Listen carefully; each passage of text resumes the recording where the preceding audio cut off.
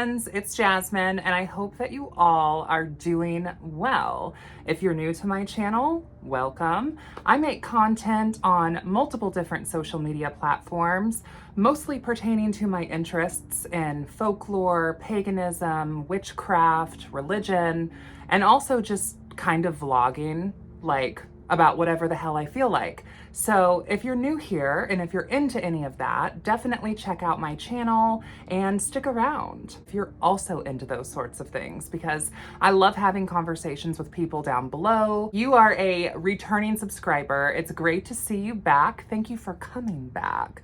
And remember, if you like this video, please give it a like, share this video with your friends, and subscribe to my channel and hit the bell so you can stay tuned every time I upload. So one of the things that I really enjoy doing here on my channel is book reviews. I've done several book reviews already, so if you'd like to see more, I think I'm gonna try to make a playlist of my book reviews just to make them easier to find on my channel, because I've been making content here on YouTube since my early 20s and I'm in my 30s now. So there's a lot that I have out here on YouTube, and I know that sometimes it can be difficult to find specific videos. So I feel like a book review playlist is going to be coming to the channel soon. In the past, I have reviewed some of Keldon's work like The Witch's Sabbath and The Crooked Path, and I was fortunate enough to have him here on my channel. I've also reviewed The Glam Witch, The Greater Lilithian Arcane Mysteries, and I was fortunate enough to also have Hercus here on my channel as well. I've reviewed other books like The Order of Emergent Magic or the OEM, as well as some fiction books like Circe from Madeline Miller or Slewfoot from Brom. I really feel like reading and being well learned, right, in the craft is so foundational. Tying this back to the first power of the Sphinx or the first power of the Witch's Pyramid being to know thyself, to know thy craft. And I feel like in the craft as witches, regardless if we've been practicing for 1 week, 1 month, 1 year, 10 years, whatever, we should constantly be marching ever forward down that witch's road and being in the pursuit of expanding our minds and gaining higher knowledge. So with all of that being said, I have a book review here for you today. The book that I'm going to be reviewing is Witchcraft, A History and 13 Trials. And this is written by Marian Gibson. This is what the book looks like here. And I do have a little bit of a disclaimer. The publisher of this book actually reached out to me on Facebook Messenger and asked me if I would be interested in doing a review of this book and also sharing it with my fans, friends, family, and followers. I also admin a Facebook group called the Indie Witches Book Club, which in the past has served as a in-person book club every other month and an online book club meetup in the months that we weren't meeting in person. Now, today, the book club is just online. I have in my own life a lot of hats that I wear and plates that I'm juggling. And I love the book club, I really do. And I love participating in book clubs. But as far as facilitating and running the book club myself, I did that for about 2.5, 3 years. And I might start it back up again. But in the meantime, the book club is purely just online. It's completely free. All you need to do to be part of the book club is basically just join it. There's no expectation, and people just kind of share what they're currently reading as it pertains to witchcraft and the occult. So I was also reached out to share this book with the club as well, which I definitely will be doing. I've been talking about this book also with some of my family. My grandmother and I have been having some really delightful conversations as it pertains to witchcraft historically in her era as well as the modern era, and what the title of witch meant for her versus what it means for me now, and how she's kind of actually come around to the title of witch. She's definitely more of just almost Sufetic-esque spiritual, but she recognizes a lot of the things that she does as sort of an interpretation of craft, like divination, ritual, candle magic. And she likes the idea. She even was telling me the other day when we were talking, because my grandmother was reading Wicca 101 for Dummies, I think was the book. And so she had called me and she was asking me some questions about what I thought about some of the stuff in the book. And I myself personally am not Wiccan, but in my past, I definitely walked that sort of path. And I'm not here to shit on or denigrate Wicca whatsoever. I think that, you know, for myself today, as someone who is part of this American folkloric traditional witchcraft sort of denomination, that there are a slew of covens sort of within this tradition, I think that we have a lot to give back to Wicca and to sort of a lot of the influential founders like Doreen Valiente or Gerald Gardner, because I don't feel like modern craft would even look remotely like it does today if it wasn't for Wicca. That being said, per being more in line now with like traditional craft, I really have an appreciation for traditions such as like 1734, the Clan of Tubal-Cain, Robert Cochrane's letters, and really gleaning insight from historical witch trial records.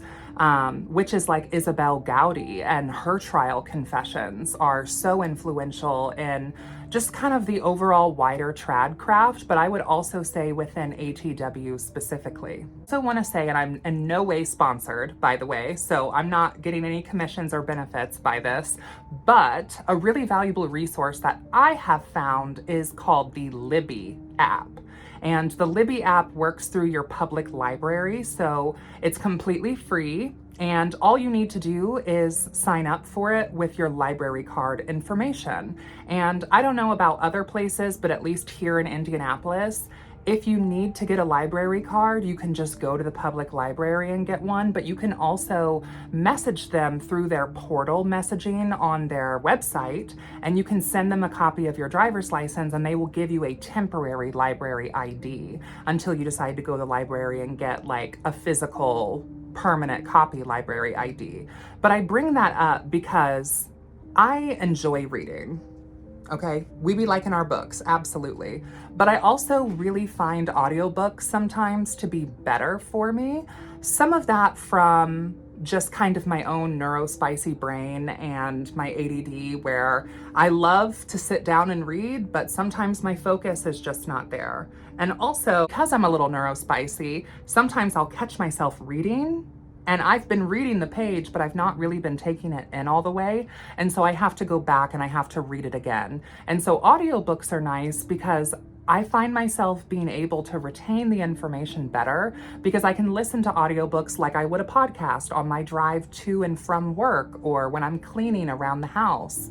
I can do other things while listening to the audiobook, and somehow it almost is like a form of active meditation where because I'm doing something, I'm able to listen better. I don't know. I feel like that's a neurospicy thing. Also, I really enjoy being able to have a physical copy of a book and be able to follow along and listen to the audiobook as I'm using the visuals of the physical copy book and following along. I feel like that helps me retain information really well. And I also use the Google Doc app for like everything. Like I love Google Docs. I use Google Doc a lot for making my own book of shadow pages and being able to print them off and paste them in my BOS.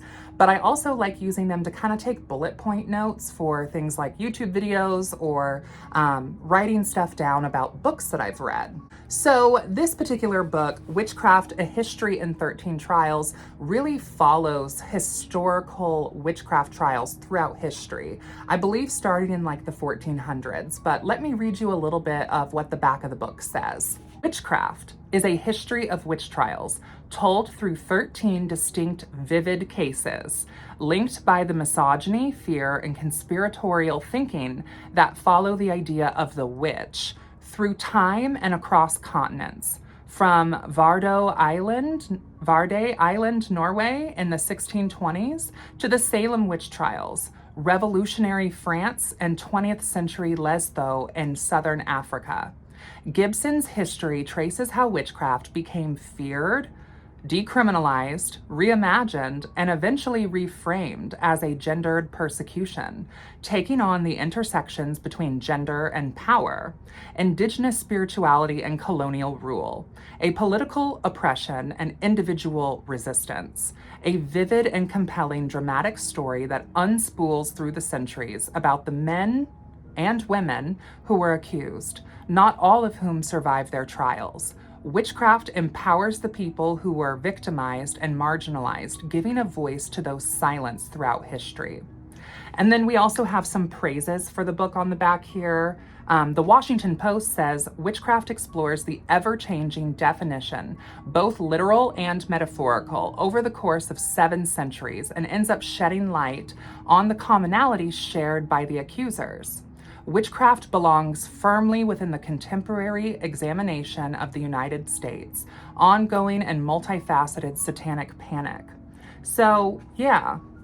And a little bit about the author. I did watch an interview with her that I will try to remember to link down below. She herself, at least of time of that interview, does not necessarily consider herself to be a witch like herself.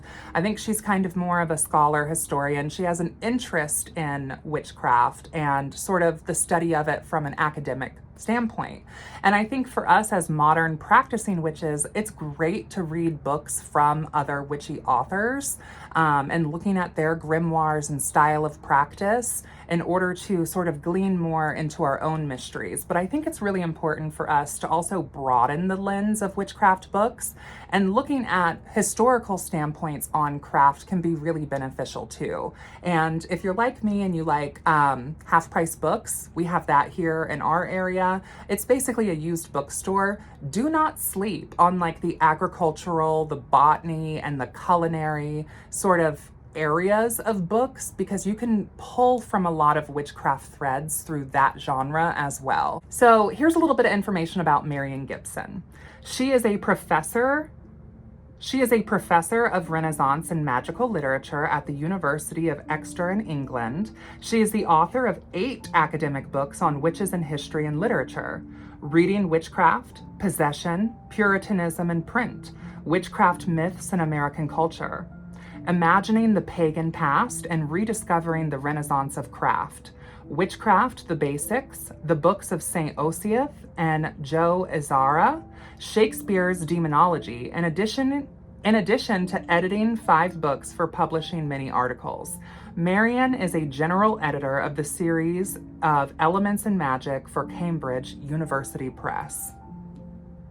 Publisher of this is Scribner. I think I forgot to mention that earlier, but yeah, they are the ones that reached out to me on Facebook Messenger and were like, hey, would you be interested in a copy of this book in exchange for a review? Which I am so totally 100% down for. If anyone who's watching this is with a publisher or they're an independent author and you would like for me to review any of your work here on my channel or on other social media platforms, let me know, because I would be happy to collaborate. As I am currently filming this, we are approaching Samhain, and I've had this book as well as the audiobook now for like roughly a month.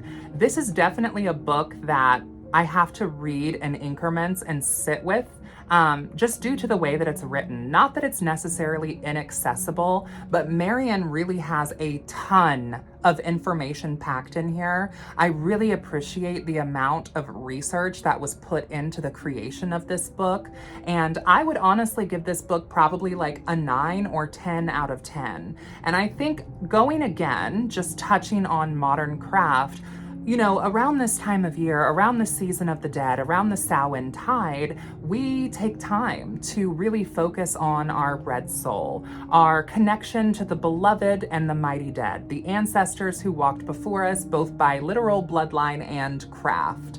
And I feel like this is a really good book for this time of year. Even though I'm recording this now and all of my videos go to early release onto my Patreon first, I probably will end up releasing this, I think, probably sometime in November or maybe December. But I feel like during these darker months, this would really complement just sort of the vibe of the landscape, the earth, and just sort of like what we're experiencing as witches as we shift into this darker, more still time of year. I also appreciate how Marion includes the persecution of men throughout the witchcraft trials. I think a lot of people in modern craft, because witch has such firm political associations. I mean, we look at the Gospel of Witches, and Aradia is literally teaching the peasant folk how to liberate themselves through the arts of sorcery from their wealthy Catholic oppressive lords. And like the back of the book said, you know, witchcraft has a connection with the disenfranchised, the marginalized, and it's been a way to establish the equality and equity within power structures and dismantling that. So witchcraft has always been pretty political, but I feel like in the modern era, especially in our feminism, the witch as a figure, sorry y'all if you can hear my dogs barking, I think the mailman just came by and my dogs have something to say about it, so you're just gonna hear them bark. I'm almost a feminist icon for women, and I think that that's really empowering, and I don't have like any issues with that. I'm a feminist myself, but I will say that sometimes I feel like our witchy sisters of the night forget about our brothers of the cloak within the craft as well. And so I really liked that was included in this book. And I also really appreciated that the trials that involved Indigenous people and sort of orthodoxy and orthopraxy conflicts were included through the lens of like how damaging colonialism is and was, and touching on the fact that there are witch trials like in South Africa that are still a thing today. I also liked that this book explored witch hunting and witch finding as a metaphor that we still use today, like, oh, it's a modern day witch hunt, and exploring the nuances of that terminology.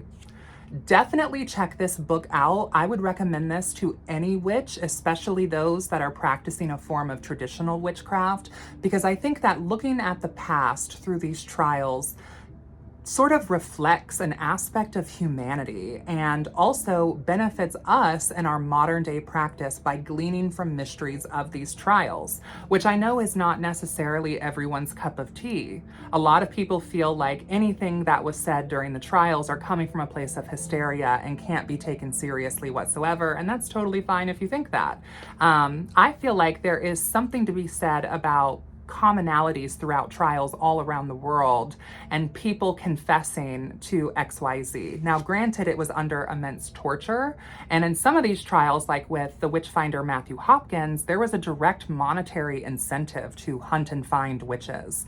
I believe Matthew Hopkins, in my own research when I was looking into his book, I think it's The Discovery of Witchcraft, it really reflects that, you know, he was personally responsible essentially for leading to the execution of like 300 or over 300 people, most of those being women, but some men as well. So yeah, I would say if you consider yourself a feminist, if you consider yourself a fan of history, if you are a traditional witch or just a witch period, this is definitely a book that you want to put on your TBR list because it gives you a lot of information and scope. And again, it's a book that I would recommend kind of sitting with and really digesting.